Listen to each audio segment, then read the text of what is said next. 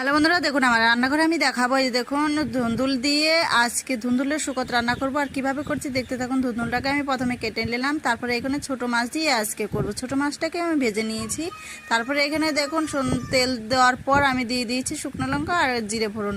আর তারপর কয়েকটা রসুন থেতো করে দিয়ে দিচ্ছি। এখানে নিয়েছি আমি কাঁচা লঙ্কা ফাটানো আর পেঁয়াজ কুচানো, বেশ কয়েকটা পেঁয়াজ কুচানো দিয়েছি। তারপরে দেখুন এখানে যে ধুন্দুলটা কেটে নিয়েছিলাম ওই ধুন্দুলটা আমি দিয়ে দিচ্ছি। ধুন্দুলের শুক্তো রান্না করতে কিন্তু খেতে বেশ মজাই লাগে। তারপরে দিয়ে দেবো লবণ হলুদ দিয়ে আমি বেশ করে নেড়ে চেড়ে নেব। দেখুন অনেকটাই কিন্তু কমে আসলো। তারপরে দিয়ে দেবো আমি শুকনো লঙ্কার গুঁড়ো। এইভাবে করেই কিন্তু আমি শুকিয়ে নেব। ভিডিওটা ভালো লাগলে অবশ্যই সাবস্ক্রাইব, লাইক, কমেন্ট করে পাশে থাকবেন। এই দেখুন আমি মাছগুলো কিন্তু ভেঙে দিয়েছি। ভেঙে দিয়ে আমি এবার এটাকে একটু মাখা মাখা করে কিন্তু আমি নামিয়ে ফেলবো। দেখুন তাহলে আপনারাও বাড়িতে এরকম রেসিপি বানিয়ে ফেলবেন, অবশ্যই কিন্তু ভালো লাগবে।